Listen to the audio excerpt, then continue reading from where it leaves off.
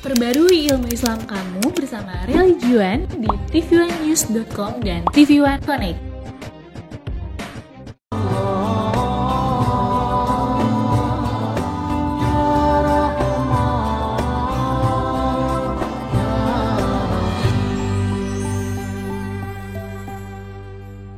Assalamualaikum warahmatullahi wabarakatuh.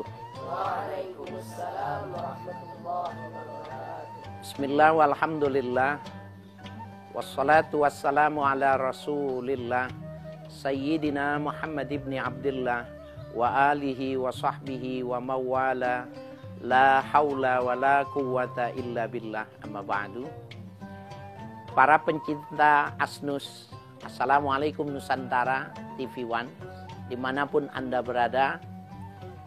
Pertemuan kita pagi hari ini, saya berada di pesantren Al-Jauhari, pimpinan Kiai Haji Jujun Junaidi, dan di depan saya ini adalah para santri yang secara khusus dibimbing untuk beliau. Kita doakan mudah-mudahan akan menjadi ulama al-amilin.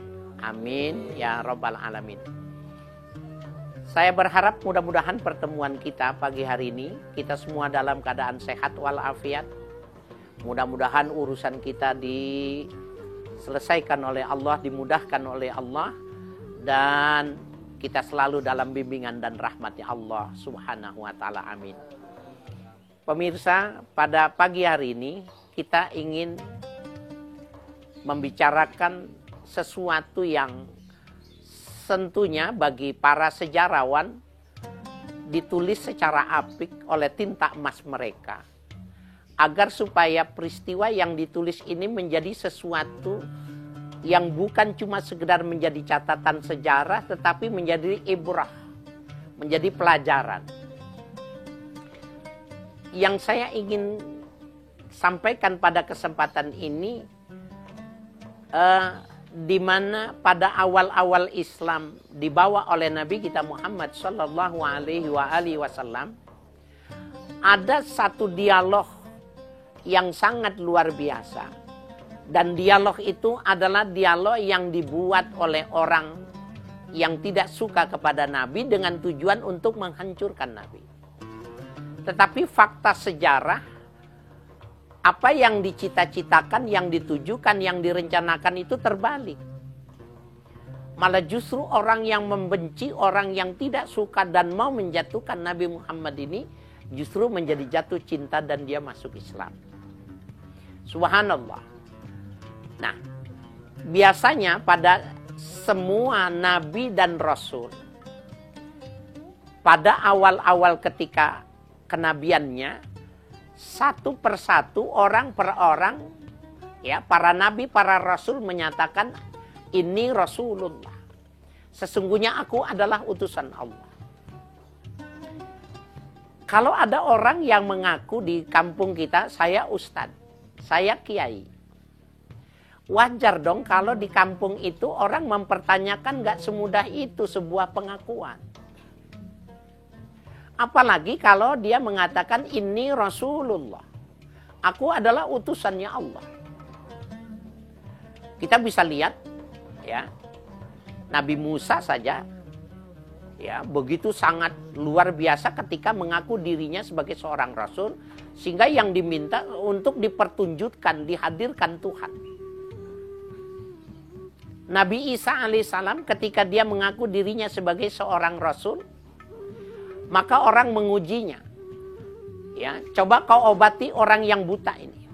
Dan yang dimaksud buta ini bukan orang yang punya mata kemudian buta. Orang yang tidak ada matanya, yang tidak ada kelopak matanya, suruh dibikin melek. Kalau kau betul utusan Allah, sembuhkan ini. Maka dengan salat kemudian berdoa ditepuk, orang ini bisa melihat. Kalau bagi orang yang beriman itu sudah cukup alasan untuk beriman. Betul nggak? Iya, hebat. Tapi mereka nggak percaya. Kau buktikan ini ada orang terbunuh, ya, orang ini sudah mati. Siapa yang membunuhnya? Maka orang yang dinyatakan ini terbunuh oleh Nabi Isa dibangunkan dan dia untuk menjelaskan siapa yang membunuh dia. Kalau bagi kita ini sebenarnya sudah biasa. Mesti pasti kita yakin dan kita beriman. Tetapi dia tidak mau juga beriman. Dia bilang, coba jangan-jangan ini sebenarnya belum mati nih. Jangan-jangan belum mati, ini mah kebetulan aja. Coba ya bangunkan putranya Nuh yang sudah 75 tahun wafat. Wah, udah mati beneran tuh 75 tahun. Ya, sholat, ditepuk, bangun dia. Dan ada satu pernyataan, kenapa kalian bangunkan aku? 75 tahun aku sudah meninggal. Sakit ditariknya ruh dari tubuhku belum hilang rasanya. Jangan kau ganggu aku lagi. Mati orang. Mestinya sudah cukup untuk menjadi sebuah pengakuan kenabian. Orang yang sudah 35 tahun mati. Begitulah susahnya, repotnya ketika seorang mendakwa dirinya sebagai rasul. Nah, kita ingin melihat apakah Nabi Muhammad mudah waktu mereka itu ya diberikan pemahaman bahwa bahwa Nabi Muhammad adalah utusan Allah. Tidak. Tetapi pengikutnya mulai bertambah. Nah, di kota Mekah ya, di kota Mekah itu di lurusan pintu Babus Salam itu ada gunung Jabal Abi Kubais. Tahu nggak? Saya doakan mudah-mudahan kalian semua bisa haji dan umroh. Amin. Begitupun para pemirsa di rumah yang menyaksikan episode ini.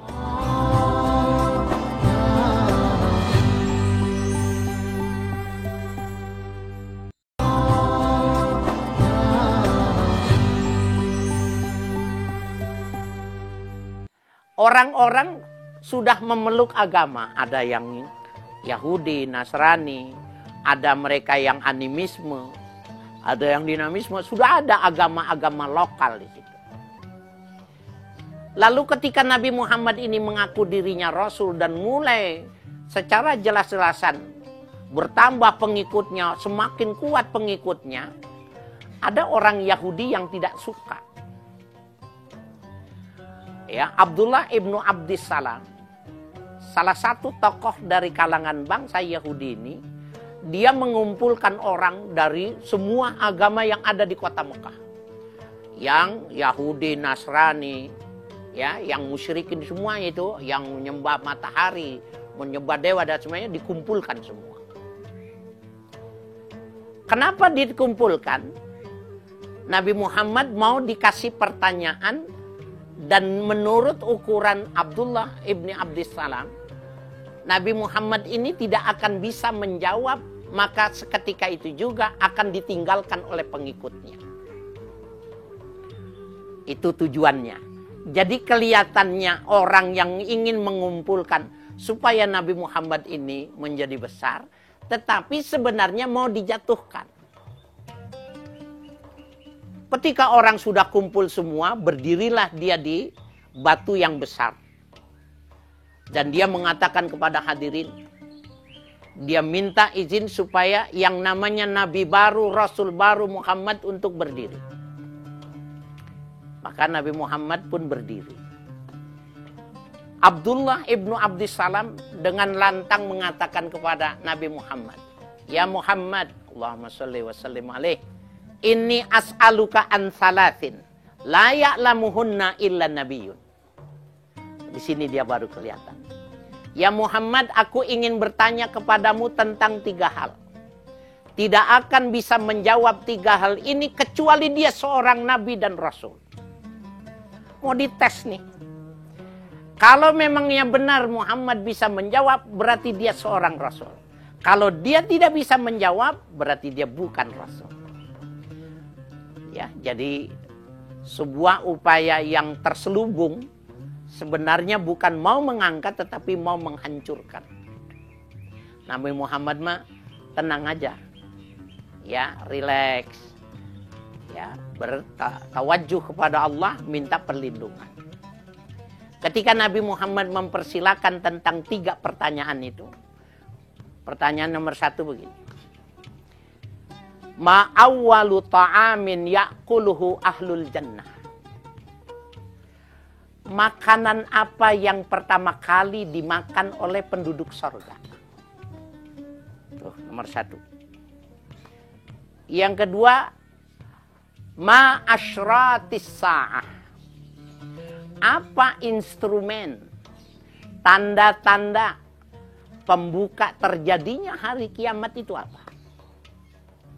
Itu nomor 2. Dan pertanyaan yang nomor 3, ma balul waladi yanza'u ila abi am ila ummi. Faktor apa yang menyebabkan seorang anak itu ketika lahir mirip bapaknya, dan apa yang menyebabkan dia mirip sama ibunya? Para pemirsa dimanapun Anda berada, ya, ini 3 pertanyaan ini adalah sebuah pertanyaan yang si penanyanya mengatakan la ya'lamuhunna illa nabiyyun. Tidak akan bisa menjawab 3 pertanyaan ini kecuali dia seorang nabi. Orang-orang Nasrani itu dia sudah baca Bible, dia sudah bisa baca Injil. Bisa jadi ada isyarat-isyarat pada kitab-kitab itu, sehingga bentuk pertanyaannya semacam itu. Ini pertanyaan, 3 pertanyaan, sulit apa gampang? Sulit banget. Sulit. Maka ketika bertawajuh kepada Allah, Allah kirimkan malaikat Jibril dan memberitahukan kepada Nabi, maka dijawab. Awwalu ta'amin ya'kuluhu ahlul jannah, ya, kabidu khut. Makanan yang pertama, ya, kalau kamu nih masuk surga nanti, masuk surga nih kalian semua, amin. Amin. Ditanya mau makan apa, pesennya apa? Nasi goreng, ya aduh masa di surga minta nasi goreng? Naon? Pepes.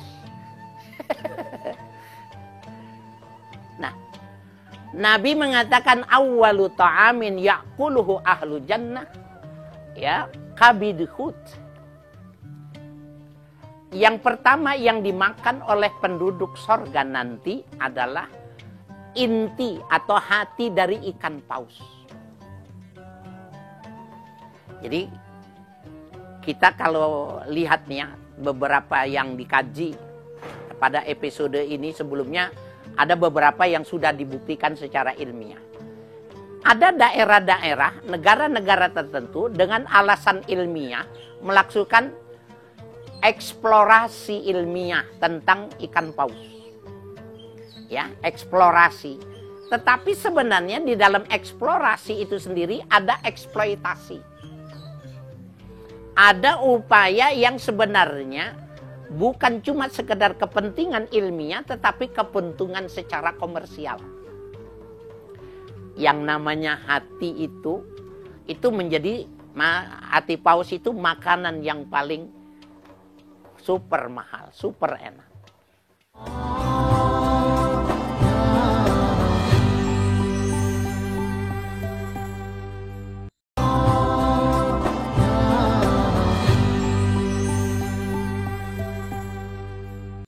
Orang ketika kita lihat ya pada kajian jurnal-jurnal ilmiah, kenapa ikan paus tidak dimakan kalau dia berlabuh ke pinggir, tidak dimakan, kemudian digiring masuk atau dikubur. Itu ternyata ikan paus dagingnya itu banyak kandungan ya bakteri dan lain sebagainya karena umurnya terlalu panjang. Ya. Jadi jamur dan lain sebagainya sudah begitu berkumpul. Tetapi orang tidak semua tahu bahwa hatinya itu tidak terkena, dan itu makanan yang enak. Dan Nabi mengatakan faziyadatu kabidihut, makanan yang jauh lebih nikmat dari makanan hati ikan paus, bukan ikan pausnya yang menjadi konotasinya. Faziyadatu kabidihut, makanan yang lebih nikmat dari makanan dari ikan paus. Kenapa begitu? Karena pada waktu itu kita lihat ada beberapa peperangan itu yang menangkap ikan paus, kemudian itu dijadikan untuk bahan makanan karena jumlahnya ribuan, puluhan ribu. Mana mungkin potong ayam, mana mungkin potong kambing. Ya. Nah, ini menarik nih. Sehingga ketika mendapatkan jawaban itu, Abdullah bin Salam ini terkagum-kagum. Bacanya di mana Muhammad? Katanya dia ummi, katanya dia tidak bisa baca. Kemudian Nabi menjelaskan yang kedua. Apa tadi pertanyaan kedua? Ma awwalu asratis sa'ah. Apa tanda-tanda awal? Instrumen awal terjadinya hari kiamat itu. Nabi mengatakan fanarun. Ya, yatashawwaku minal masyriqi ilal maghrib. Kata Nabi, nanti ada api yang terus membesar. Dan dia tumbuhnya di sebelah timur, membesar, menggiring sampai dengan ke barat. Nah, kalau ini instrumen hari kiamat, ada api di sebelah timur membesar, menggiring manusia ke barat, berarti kita kiamat masih jauh. Karena belum ada sampai saat ini, api yang besar dan semakin besar tidak terbendung, tidak ada. Api Mala, api Alam, Merapen, Cirebon, dengan beberapa daerah-daerah lain, ya, tetapi nggak besar, udah segitu aja. Berarti nggak ada dong, masih lama dong. Nah ini kalau diartikan anar bimaknal kalimah, kalau api maknanya api. Tetapi yang menarik, para sejarawan, kaum kontekstualis mengatakan ini maknanya bukan bimaknal kalimah.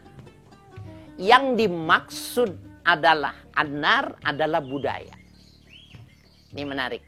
Budaya. Apa maknanya? Kapan kiamat itu datang? Apa instrumennya kiamat? Kalau orang timur sudah berbudaya barat dan tergiring mereka orientasinya ke barat, maka pada saat itu akan dekat dengan hari kiamat. Nah, sekarang menarik ini untuk kita kaji. Apakah sudah terjadi orang timur berbudaya barat?